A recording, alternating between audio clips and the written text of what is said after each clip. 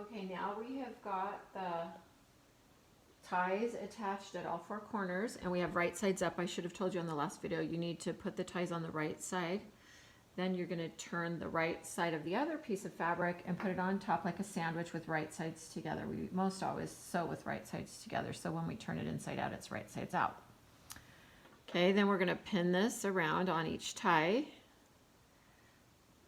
And in each corner first, that's how you always get it to match. It's called easing, and you do the corners first, and then you go in between the corners, and then it will always match. Almost always match. Well, it'll match if you cut it straight, if you cut it right. If you're not careful how you cut it, it won't match. And it's going to pull a little bit because that elastic's in there, so you're going to just make it match. And then we're going to go in between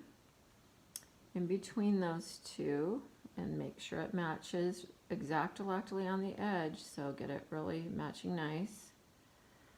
And then we're going to come over here and put a few more pins in,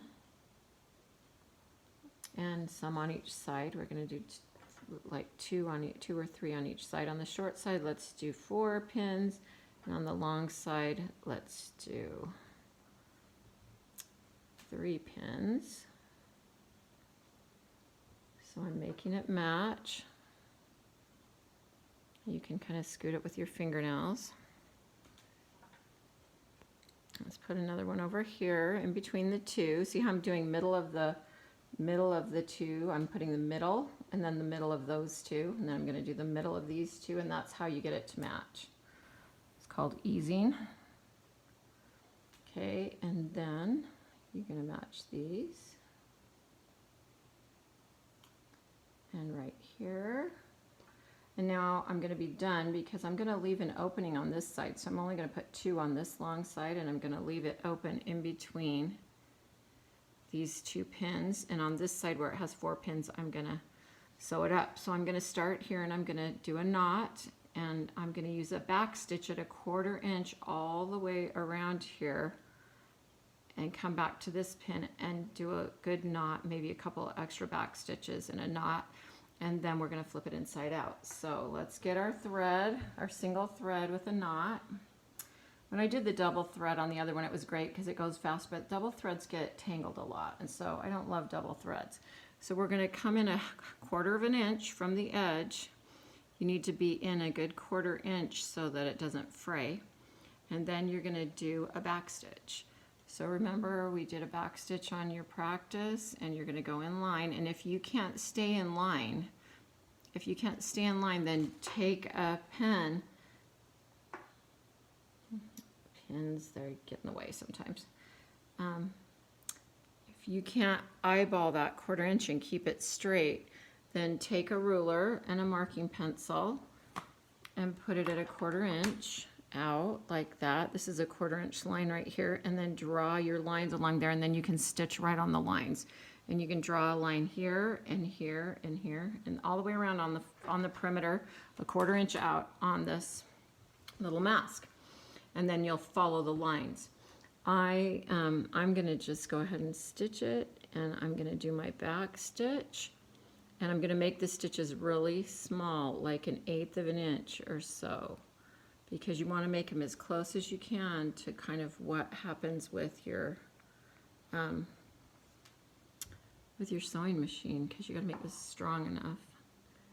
And then you're going to go back on your back stitch. You're going to come forward, and a back stitch makes the closest thing to a sewing machine stitch. So we're going to do that and make those back stitches, and it's going to take you a little bit. So after I get going here for a minute, I'm going to let you practice it on your own.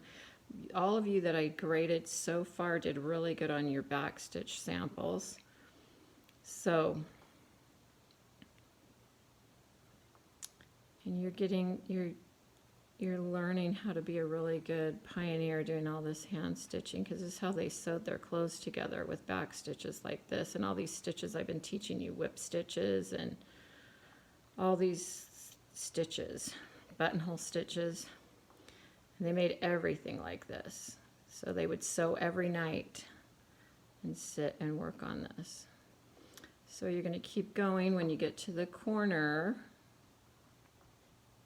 you're going to turn the corner, and you're going to go around and come back to the other set of pins, leaving an opening between those pins on that side that we started on so that we can turn it inside out. So I'm almost to the corner.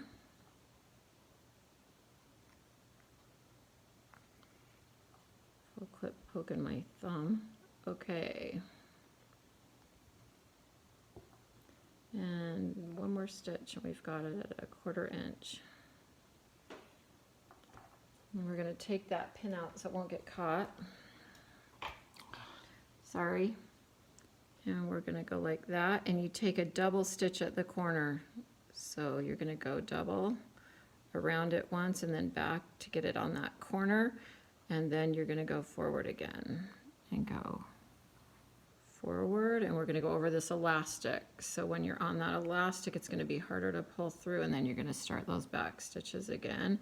And I'm going to do a couple stitches on top of that elastic just to secure it again, so when we pull on it, when it's on our face, it doesn't pull out. Oop, got caught. Pins and hand sewing are hard because they always get caught on the thread. You just have to work with it. And we're going to keep going like that. Every time you hit one of those elastics, you're going to take a couple of extra stitches to secure that. And you're going to go all the way around with your back stitching just like that, trying to keep it even and small, around 1/8 of an inch.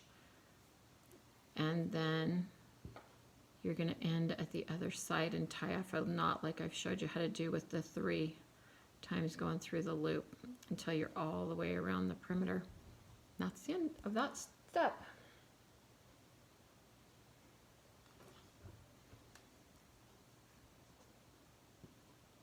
What?